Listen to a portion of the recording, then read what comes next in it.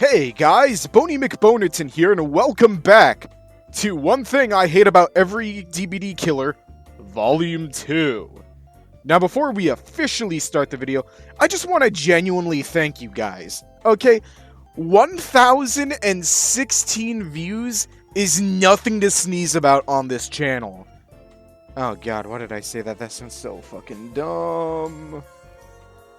No, seriously, I want to, just show you guys something real quick. Normally, a lot of my videos, at most, are getting 130 views, because the algorithm hates me.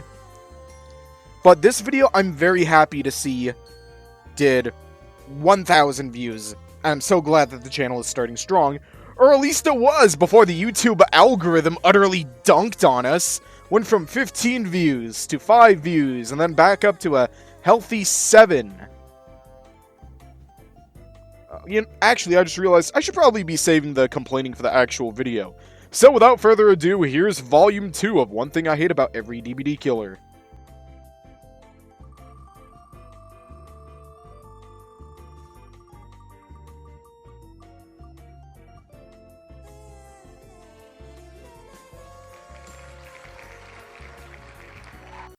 The Tail Attack. Honest to God, do I really need to say anything else about the Xenomorph other than its tail attack? The tail attack is just so wildly inconsistent at times that's unbelievable. Now, I know this sounds like entire cope, but hear me out.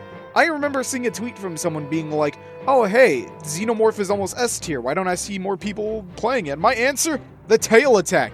Because nothing is more humiliating than trying to just hit someone with a power and then just seeing the tail on your screen just go through the survivor and not register as a hit.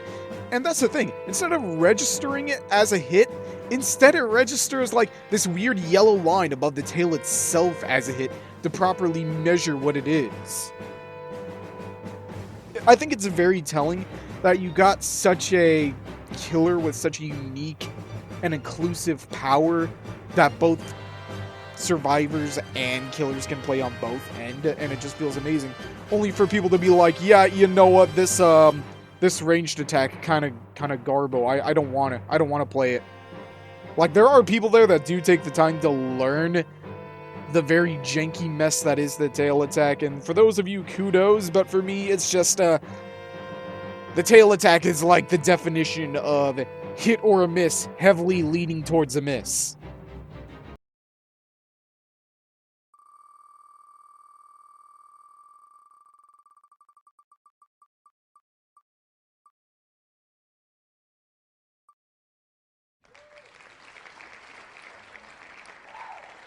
You know, I actually have no realistic complaints about Myers himself. Even though he's one of the oldest killers in the game and he came out during a very janky period, and the map that he released with absolutely sucked and introduced one of the first genuinely broken perks in DBD history, I've got no qualms with Michael Myers. What I do have issues with is how people play him. So a lot of people who play Michael Myers have this really annoying meta thing going on, where they'll run up at you with 99% using their stealth, and right as they're literally on top of you, they'll then pop your power, and then insta-down you right in your face. Now, yeah, I'll admit, it's optimal. I've done this a few times myself. But it completely just tears away any build-up or terror that this killer could inflict. Okay, bear with me here, and let's participate in an experiment. Go ahead and close your eyes. Now then, you're working on a generator. The match has just started, and then suddenly you hear it.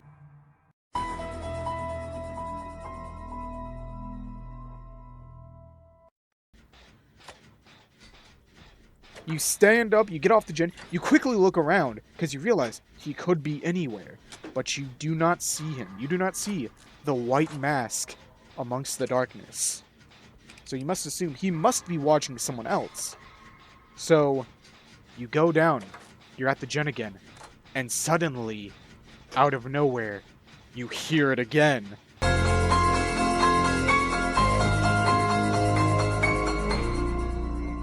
This time you hear the terror radius. You can't see Myers, but it's slowly becoming. You start to run for your life, but this guy is out there. This shape, this menace, is slowly coming forward towards you, and you can't see him coming. There's tremendous buildup, and finally, he catches you. Now, open your eyes. Here's how people usually play him. You're on a generator. He runs up on you. Oh shit, look, it's Myers. Oh, he popped tier 3, and I'm down. And I feel actually a little annoyed by this. There was no buildup. He basically pulled the equivalent of a cheap FNAF jump scare.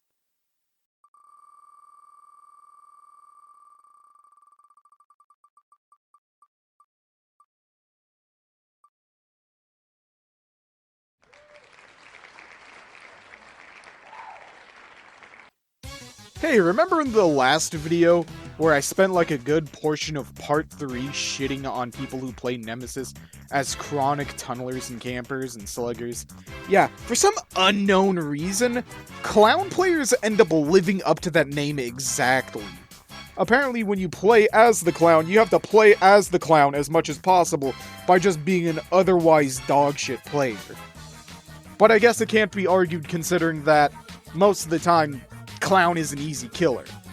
And yes, I do know about that guy that was so enamored with this killer that he wrote like a 360-page guide on how to properly play him. But let's be real, most of the people who end up playing this killer aren't gonna pick up that guide. What, are you high?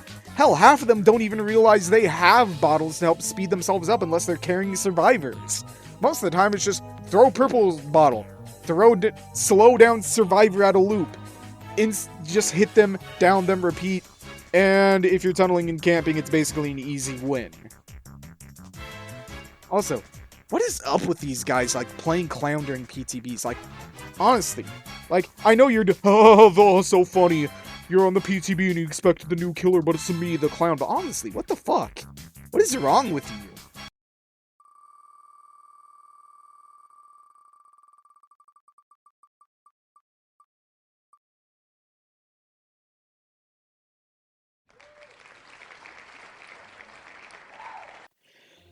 Oh my god.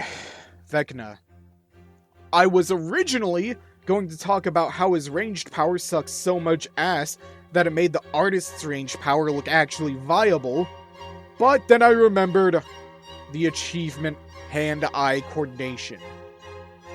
This achievement broke me. No, in all of my close to 9 years, if not 8 years of playing this game, this is the only achievement that genuinely broke me to the point of having to low-key cheat it. Like, when Vecna first came out, there were so many matches where I was trying to get this achievement. It was a vicious cycle of throwing games just so I could, like, spam his chest to be like, oh, let me see if I can get an actual good item here. Let me see if I can get the hand or eye of Vecna so I can equip it and use it. But the thing is, at the time, I'm pretty sure he still is, Vecna is an S-tier survivor slaughtering machine. I'm pretty sure he's like a solid A tier, if not close to S tier, if you know what you're doing with him. So every single match, I'd be literally trying to get these chests, only for a you know, it's not even fair to call these people try hard. They're just killers doing what they were doing, killing. But they were doing it so well that this achievement was impossible. So the few times I actually did get lucky enough to go against a Vecna, I'd either have survivors somehow get the hand and eye of Vecna before I could, meaning that the whole game was for nothing, or the Vecna would wipe everyone so bad because I was potentially throwing that by the time he did finally find me, I either did not find the item, or did find the item and triggered it, but it was injured, and then basically gave him an easy 4K. Match after match after match, I struggled to find a Vecna by pure luck, and when I did find one, he utterly mopped the floor with us, or some absolutely ridiculous thing would happen, where a survivor would end up, like, getting the items and escaping instead, and it was just such a clusterfuck. You know what? At least with Outbreak Breakout, you can bring a shit ton of RPD offerings and create a whole build around opening exit gates super fast with, like, Wake Up and Soul Survivor after, like, most of your team got wiped out. But no. Let me iterate this. For this achievement, you have to get lucky enough to get paired enough against Vecna, one of the 30 plus killers in a game where they are perpetually adding new killers. Then, you have to go to multiple chests across the map, get a 1 in 20 chance to get one of 2 items, hoping that your teammates weren't lucky enough to get it as well. And if they get both the hand and eye of Vecna, you're fucked. But if that doesn't happen, you also have to equip the item, use it, and then properly escape against a killer who is known for being nearly S tier. Yeah, this broke me. As a matter of fact, it broke me so bad that, let me actually check the date when I, did this horrible thing.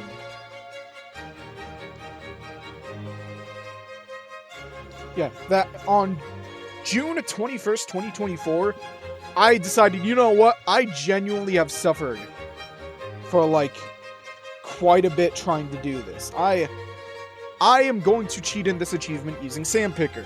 So if you don't know what Sandpicker is, it's a special program that allows you to enable and disable achievements on your, like, Steam profile.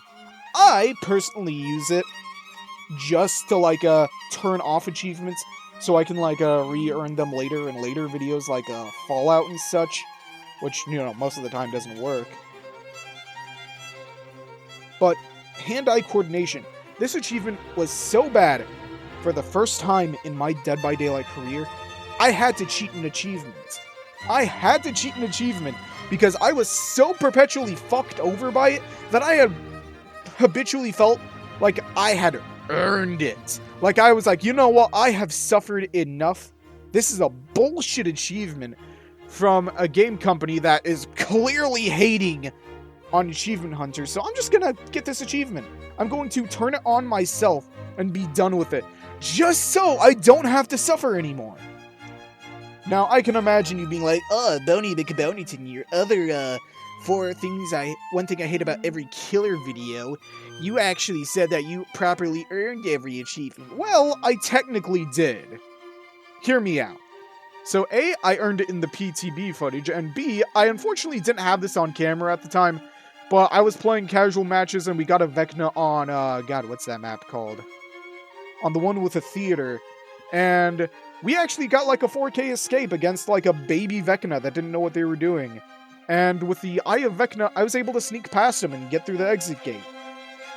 But just in case you're not convinced, at the end of this video, I'm actually going to leave a link to an unlisted video that basically shows me farming with a different Vecna that I found by pure coincidence that allowed me to escape while meeting the requirements to get hand-eye coordination.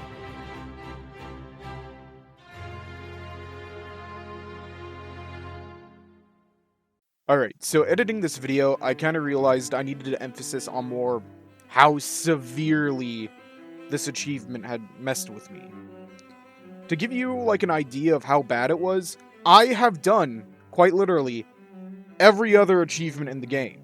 Think of an achievement you've done that you've done in the past that was really difficult for you. Like, Michael Myers' Nightmare Incarnate, where you have to use his power and add-ons to, Mori all 4 survivors in one match using only Tombstone. Yeah, I've done that. That one was pretty easy. Or, what about the non-achievement challenges, like, Burger King Myers, or the one that I personally invented, Burger King Bubba? Yeah, I've done those. The only challenges I don't think I have done are win streak challenges and Road to Rank 1 challenges, because those are just tremendously time-consuming, and I know you guys have very poor attention spans. But no, I survived through all of that. Even the Rift Challenge Dark Senses, where you had to repair 4 generators in one match, and I'm pretty sure you had to escape 2. Which I do have on video, by the way. But no, this was the most difficult one. This is the one that broke my will and my spirit.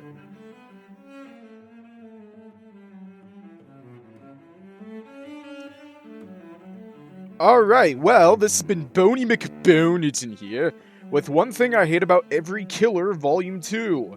Volume 3 will be coming out sometime soon. Have a good day now, and goodbye, and thank you very much for watching. Seriously, I do tremendously appreciate it.